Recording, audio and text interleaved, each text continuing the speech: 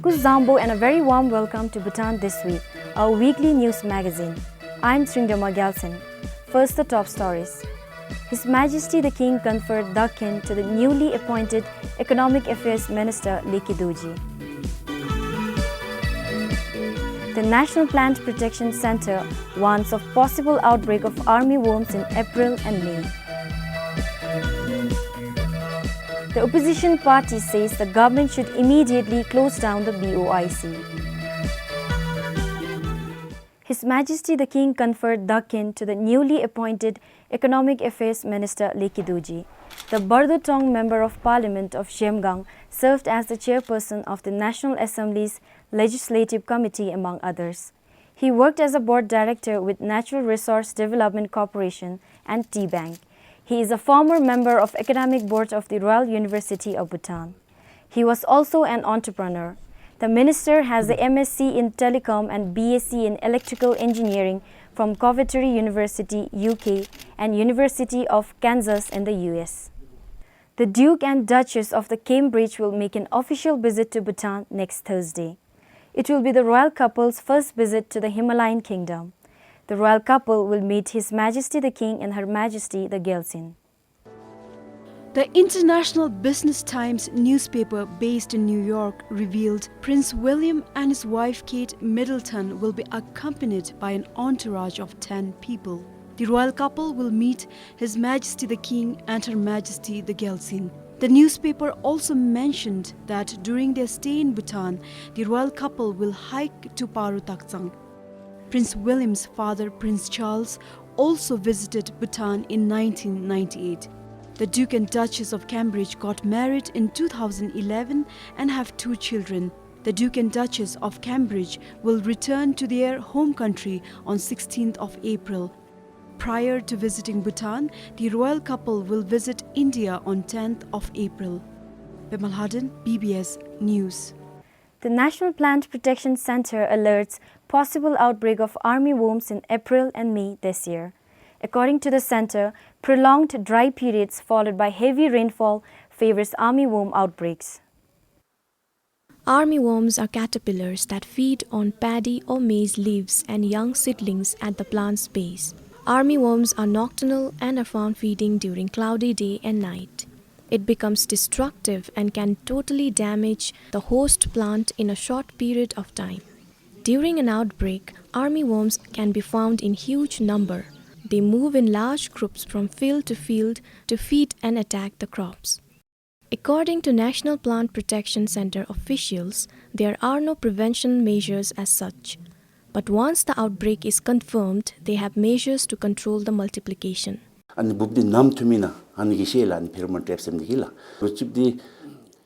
Pheromone trap detects armyworm outbreak. If many insects are trapped, then we take control measures.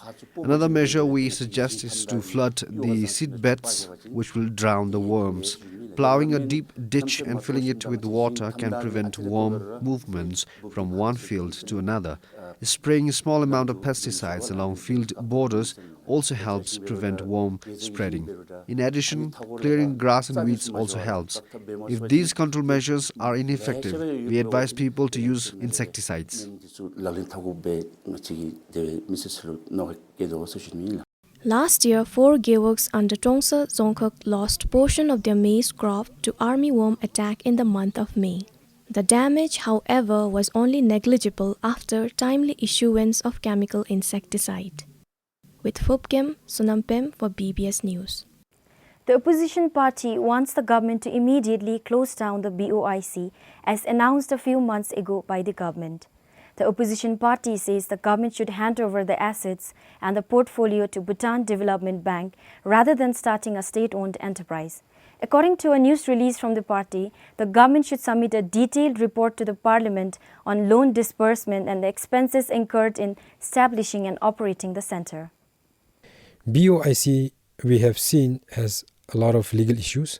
We were not the only ones who objected to the creation of BOIC right from the beginning. Even the National Council and other entities have objected to the creation of BOIC.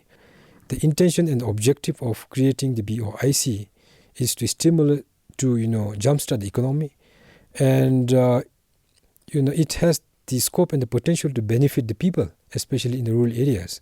And that's why we feel that the operation of the BOIC should be handed over to Bhutan Development Bank. So therefore, instead of creating a different state-owned enterprise, we propose three things. First of all, BOIC should close down. Secondly, after closing down, the fund should be handed over to the Bhutan Development Bank. And then thirdly, the BOIC should prepare, now the government should prepare a report on the loan disbursement so far, how much has been disbursed, to for what purposes the loan has been disbursed, and to whom the loan has been disbursed, and the report should be presented to the joint sitting of the parliament. The farm shop in Rangjung stopped selling essential grocery items since last month. It was stopped following numerous petitions from the local shopkeepers. The farm shop used to receive over 20 customers daily when the shop sold grocery items. People flocked to the shop mostly for essential commodities like rice, oil, sugar and soaps. The shop catered not only to local people but also benefited 6 nearby gyeoks. After the farm shop was closed, we sell only tools and feeds. The tools are sold depending on season only. People buy feeds in large quantity at once and come back when it finishes after a long time. There is not much customer. On average, only 3 to 5 customers come in a day. She added many people are still not aware of recent changes in the farm shop. According to some farmers, sale of grocery items in the farm shop has been stopped for the benefit of few shopkeepers. This, according to the farmers, is causing inconveniences to them. I don't think selling grocery items should be stopped. People are saying that they would be grateful if the shop sells it again.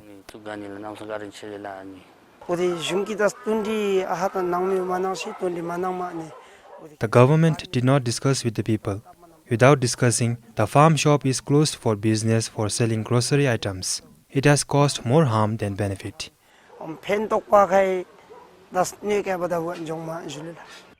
But according to Rangjung Town's Sokpa, local shops were badly affected after the farm shop opened last year.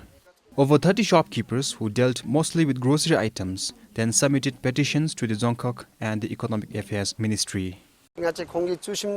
After the farm shop started, there was no one to buy from our shop. Most village people and even civil servants bought things from there. The farm shop should be opened in the Gyeok centers. It will benefit the people. The issue of the farm shop was also discussed in the recent Dzongkhag Tsokdu. According to Shongpugap Kinzang Wangde, the Gyeok is proposing a new farm shop to be opened in Shongpu Gyeok Center. If the plan materializes, the shop would then sell grocery items along with farm tools and feeds. For Chetan Dupchu in Kanglung, Pemanamge, BBS News. The government will start preparing the detailed project report of 2,640 megawatt Kurigori hydroelectric project in Mongar this year. It will take 2 years to complete. The Government of India has recently given a green signal to prepare the report. Kurigori hydroelectric project is till date the biggest hydropower project undertaken by the Government of India and Bhutan. The Economic Affairs Minister Nurbawanshu said Kurigongri hydroelectric project's detailed project report will be prepared at the cost of 400 million Newton. The minister also said the hydroelectric project will be a reservoir based. The location of the project will be at the confluence of Kurichu and Gongrichu in eastern Bhutan. The reservoir project would be important for us because it would give us the energy enhancement during the lean season, during the winter months when our rivers are more reduces in volume. It's going to benefit the country a lot. For one, it's going to enhance our energy security by 2,640 megawatt. Secondly, after the commissioning, we are going to export this to India, and therefore we would have a revenue stream enhanced for our economy. Apart from Kurigongri project, there are 9 hydropower projects initiated by the two governments. Of that, 4 projects are already in the execution phase, while 5 others have its detailed project report completed. Femal Harden for BBS News. One of the 2 wind turbines in Wangdiporang has been shut down after the pitch bolt of a blade was found broken. If pitch bolt is broken, it affects the rotation of the blades. Since the spare parts are not available in the country, the repair works is being delayed.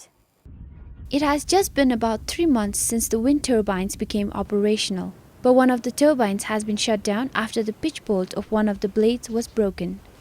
The problem was detected after the wind turbine made strange sound as the blades rotated, and it was shut down for safety reasons.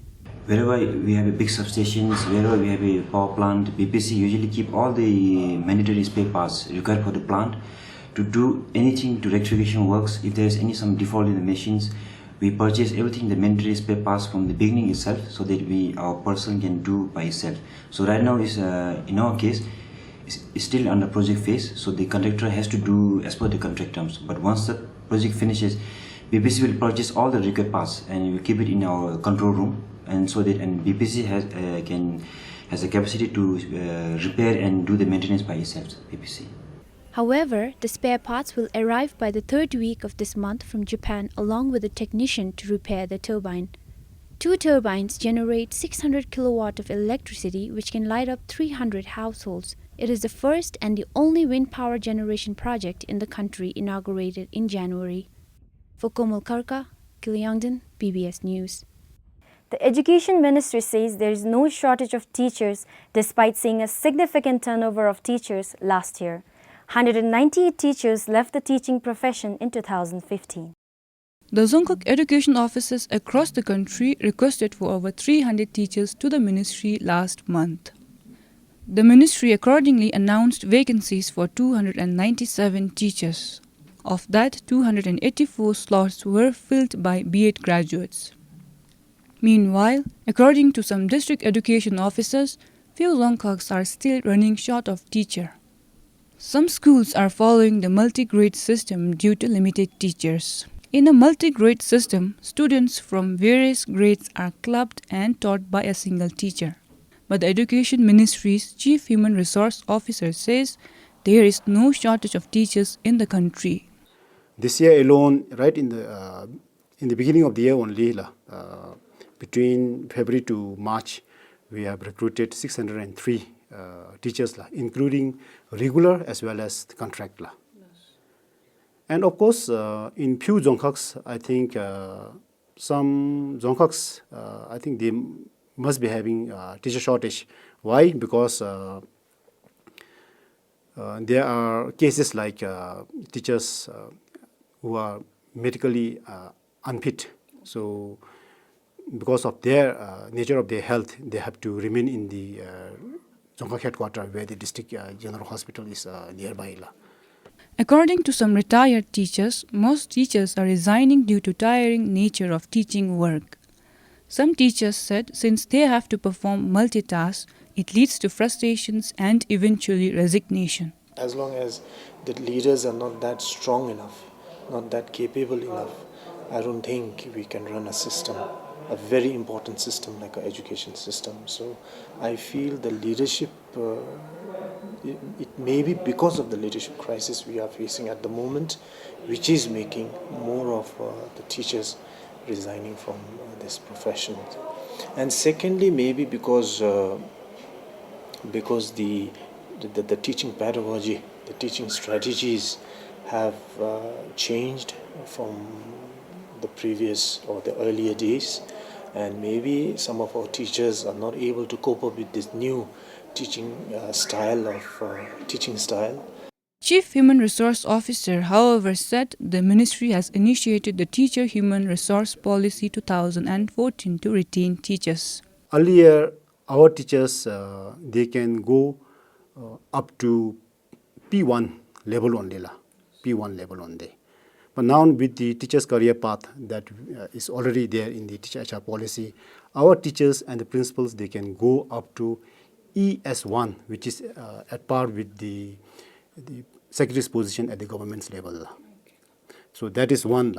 And another one is when compared to other civil servants, in order to retain the bright and the brightest into the teaching system, we have the teacher incentives. So that is totally different from that incentive is totally different from other civil servants. So he added that the ministry is also providing both short and long-term study opportunities to teachers in remote areas to encourage them. Meanwhile, the Education Ministry says they will require only around 194 teachers for the next 5 years. Pupgem for BBS News. A person with hearing impairment has equal rights to vote during an election, but without proper voting awareness, they might not vote at all. To ensure this doesn't happen, students at the Wangsal Institute for Deaf in Paro were recently educated on it.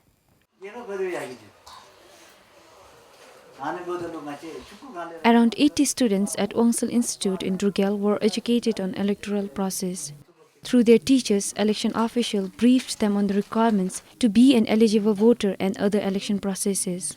This is the first time students in the institute have received such an education. The voter education is also first of its kind, specially targeted for hearing impairments voters.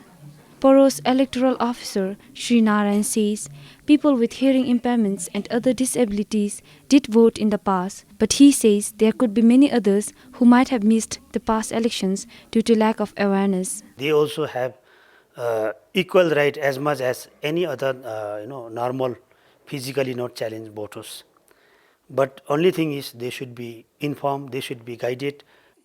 The students also received first-hand experience on how to cast votes. From having to wait in queue to getting their fingers inked, the student also learned how to vote in privacy. According to Wangsal Institute's principal, this will help them to decide and elect capable leaders in the future. They have the same rights to vote. So if we give them the needed education right now, they can cast votes without problems in future when they reach the age. Wangsal Institute was started in 2003. The institute currently has 89 students. Compiled for Yishi Gelson, Sangichizum, BBS News. The basic health unit in Bali in Ha, which was razed by a fire a few weeks ago, is up and running again. The Grade 1 BHU was completely destroyed by a fire suspected to have been caused by an electric short circuit. The BHU has been shifted to a temporary location and has started giving service once again. This is all that remains of the basic health unit after the fire incident on 18th March. The fire had started around 4 in the afternoon after the BHU was closed for the day. It completely burnt down the BHU and destroyed almost everything inside. But this has not stopped health officials from providing medical services to the people. A few days after the incident, BHU was shifted to the staff quarters just behind the destroyed building. Medicines and equipment salvaged from the fire were set up, additional equipment brought in, and the center started operating again.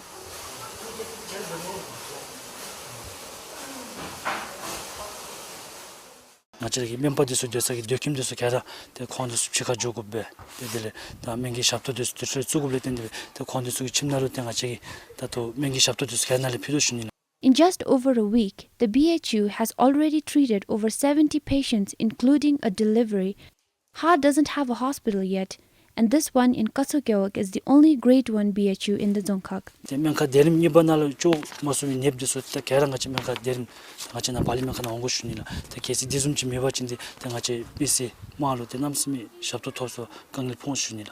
The fire caused a loss of over 9 million Nutrim.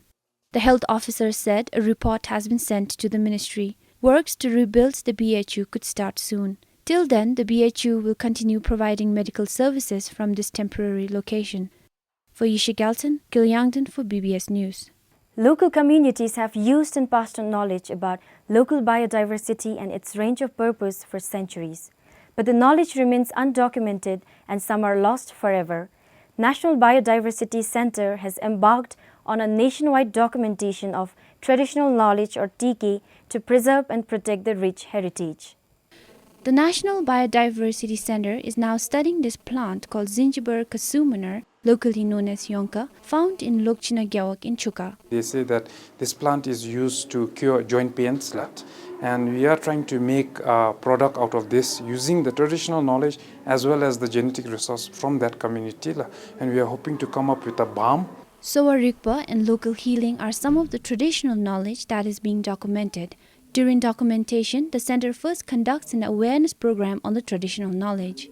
We identify the TK available in the community, and then we also take the community consensus, and upon their consensus then we start documenting traditional knowledge, and the documentation is done in a format which is already set by NBC, and after capturing all those informations we also request the TK holders to bring sample of the plants, which we also make a herbarium specimen to identify the plants, and then a portion of the plants is taken to the center for further analysis.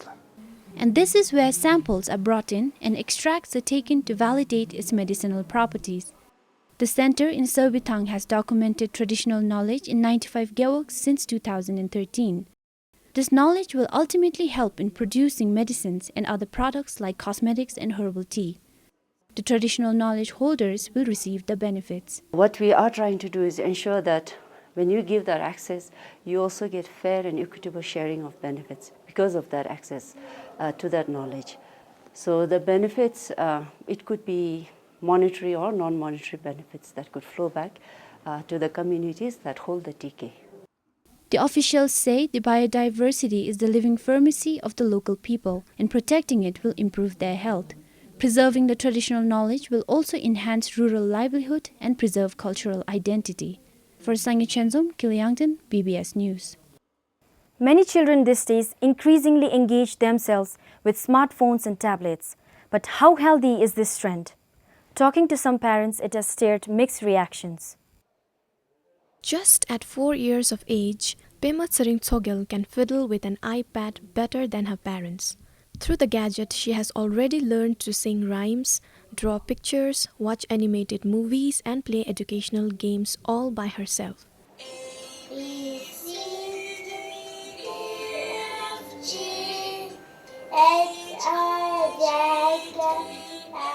Pema's mother says smartphones and tablets have encouraged anytime, anywhere learning.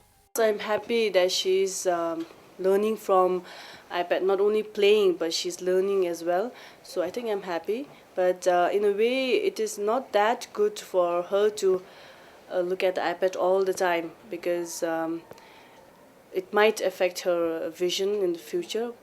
I'm not sure bigger impacts or less, but then it might. So in a way, I think we should let them limit the time. While there are many like Pema's mother who consider digital learning as an option for a child's development, there are some who feel otherwise. We have seen children using their parents' phone the moment they reach home. But in my case, this is not the case. Instead, I ask them to focus on studying hard. Technology has gone so far, no? Yes. Nowadays, age of 5 only, they ask our mobile to carry with them. It is bad habit for me. I don't allow them to use a mobile phone, anything else, WeChat or Facebook. With no research conducted on the health impacts of phones and tablets on children in the country, health officials were reluctant to comment. On the other hand, going by a research conducted by the American Academy of Pediatrics, a US-based professional association of pediatricians, children should avoid screens until they turn 2. It states, a child's brain develops rapidly during the first 2 years and they do best by interacting with people. Also, for children over 2 years of age, parents should limit their playtime with smartphones and tablets to only an hour. Similarly, in an article of The Guardian, a British national daily newspaper, researchers warned using a tablet or smartphone to divert a child's attention could be harmful to their social, emotional development.